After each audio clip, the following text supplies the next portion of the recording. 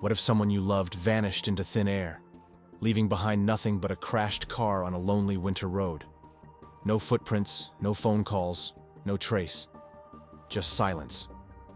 That is the story of Maura Murray, a young nursing student, bright, athletic, and ambitious, who drove off into the mountains of New Hampshire one February night in 2004 and was never seen again. For 2 decades, her disappearance has haunted investigators, obsessed internet sleuths, and tormented her family. It is a mystery that refuses to fade, one that teeters between tragedy and conspiracy, accident and foul play. Why did Maura suddenly leave college, withdraw money from an ATM, and head north into the White Mountains? What happened on that snowy back road after her car slid into a ditch? Did she vanish by choice, or did someone make her disappear? 20 years later, new theories and new evidence have emerged. And with them, a chilling question. Has the truth been hiding in plain sight all along? February 9th, 2004. A bitter winter day in Amherst, Massachusetts. On the surface, it seemed unremarkable. Just another cold Monday in a quiet college town. But for 21-year-old Maura Murray, it would be the last day anyone ever saw her. Maura wasn't an ordinary student. She had once been a cadet at West Point, disciplined and ambitious, before transferring to the University of Massachusetts to study nursing. She was bright, athletic, and outwardly determined. Her father, Fred Murray, a retired Army lieutenant, often spoke proudly of her potential.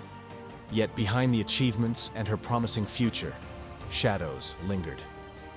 Only days before, Maura had wrecked her father's brand new car in a late-night accident. Stress had been mounting. Academic pressure, personal relationships, and perhaps secrets no one fully understood. Those close to her noticed a quiet unease, a weight she didn't talk about. That Monday, Maura sent an email to her professors, claiming she had to leave for a week due to a family emergency. No such emergency existed. Instead, she quietly packed her dorm room, taking textbooks, clothing, toiletries, and other essentials. The action suggested intention, preparation, not just a spontaneous road trip. By mid-afternoon, she was behind the wheel of her black Saturn sedan, heading north. She bought alcohol at a liquor store, stopped at an ATM for cash, and began driving toward New Hampshire. The White Mountains loomed ahead, a vast, isolated wilderness. What drew her there, no one knows. Hours later, at 7:27 p.m., on a remote stretch of Route 112 near Haverhill, her car swerved, crashed into a snowbank, and came to rest facing the wrong direction. The engine was still running. The airbags had deployed. A passing school bus driver pulled up. He offered help. She refused, insisting she had already called AAA. But no call was ever made. Minutes later, when police arrived, the scene was eerily still. The car remained. Her belongings were inside. But Maura was gone. No footprints, no struggle, no sound in the dark. She had simply vanished into the frozen night. The crash site became the first and most puzzling crime scene. Maura's black Saturn was locked. Inside, investigators found an assortment of items: her school books, clothing, toiletries, and alcohol. A box of Franzia wine, empty beer bottles, and soda. The airbags bore a trace of red liquid, suggesting she may have been drinking while driving. But the most haunting detail was what wasn't there. There were faint tracks in the snow, but they seemed to stop abruptly. It was as if she had stepped out of existence. No blood, no torn clothing, no broken branches to suggest a struggle. The silence of the woods mocked the investigators. Police, volunteers, and dogs scoured the area. Helicopters swept the forest canopy. The temperature that night had dropped below freezing, conditions under which a person in thin clothing could not last long. Yet, no body was found. In the days that followed, the investigation revealed fragments of Maura's last known actions. She had searched online for directions to Burlington, Vermont, and looked into renting accommodations in the White Mountains. She had also searched for information about alcohol poisoning, a detail that suggested either medical curiosity or something darker. Confusion spread. Was she planning a fresh start? Had she intended to end her life? Or was she simply escaping the pressures of college for a few days of solitude? Witness statements added to the mystery. Some neighbors near the crash reported seeing a young woman walking quickly along the road. Others described a strange man in the area around the same time. Timelines conflicted. Nothing added up. The most chilling detail was the narrow gap of time. In the short minutes between the bus driver's departure and the police's arrival, Maura had disappeared completely. The cold swallowed her. And the truth. Over time, the mystery of Maura Murray became a magnet for speculation. What might have been a tragic but ordinary disappearance spiraled into one of the most famous unsolved cases of the digital age. Theories multiplied. The walkaway theory suggested Maura had staged her disappearance. The packed belongings in her car. The vague excuse of a family emergency. The searches for new destinations. All hinted at someone preparing to leave everything behind. Perhaps she dreamed of Canada, of a second life far from her troubles. But critics of this idea pointed to the impossibility. No cash reserves, no proper gear for the weather, no confirmed sightings of her after the crash. Others believed in abduction. Route 112 was dark, isolated, and poorly traveled. In that 10-minute window, a passing motorist or local predator could have stopped. If it was a stranger, the attack would have been swift. If it was someone she knew, perhaps she trusted them enough to leave the safety of her car. Either way, she vanished without a struggle, as if stepping willingly into the unknown. The accident theory also lingered. Maybe she wandered into the forest, confused, intoxicated, or concussed, and succumbed to the freezing elements. But repeated searches, year after year, turned up nothing. No clothing, no bones, no sign of human remains. As forums and online sleuths dissected every clue, Maura's life was laid bare. Old mistakes, strained relationships, and private moments were magnified. But with every new theory, the truth only seemed to slip further away. The mystery became more than a case. It became an obsession.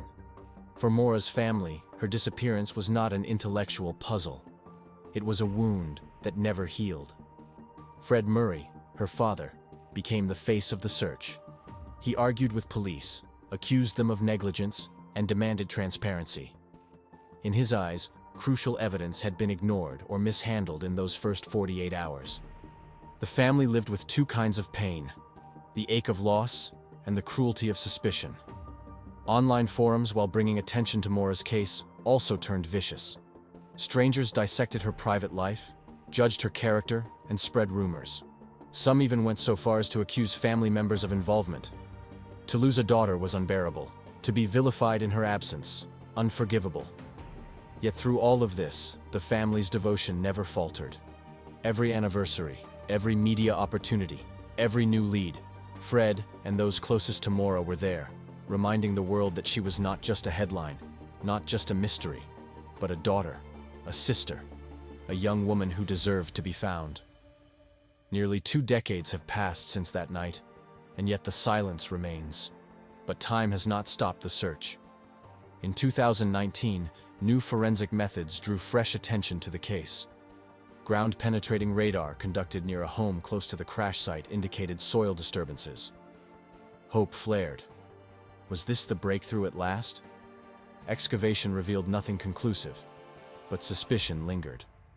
Advances in digital technology have also given investigators tools unavailable in 2004. Cell tower data, once dismissed, is now being reanalyzed. Witness accounts are being compared against GPS logs and communication records. The hope is that technology might fill the gaps human memory left behind. Still, frustration persists. Many believe law enforcement's initial response doomed the case. Delayed searches, withheld records, and unclear communication left vital questions unanswered. Did incompetence allow the truth to slip away, or was something deliberately hidden?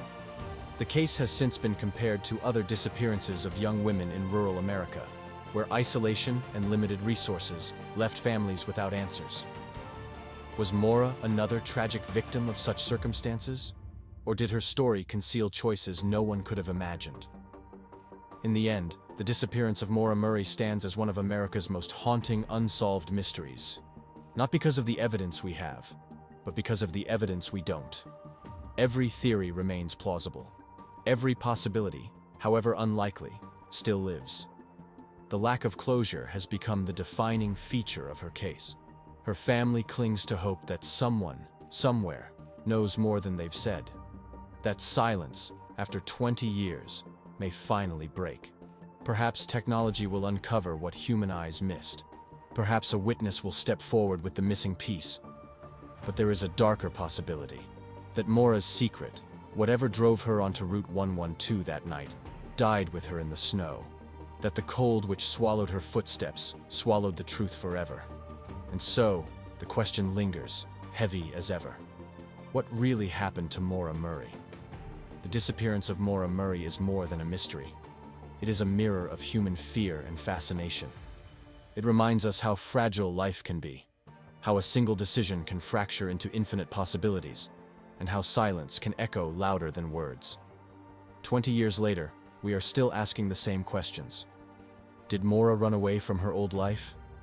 Did she stumble into danger? Was she taken by someone lurking in the shadows of Route 112? Or is the truth something stranger than anyone has dared to imagine? What we know is this. One February night in 2004, a young woman vanished into the cold New Hampshire dark, and the world is still searching for her. If you enjoyed the video, kindly subscribe, like, and share. Until next time, thank you for watching.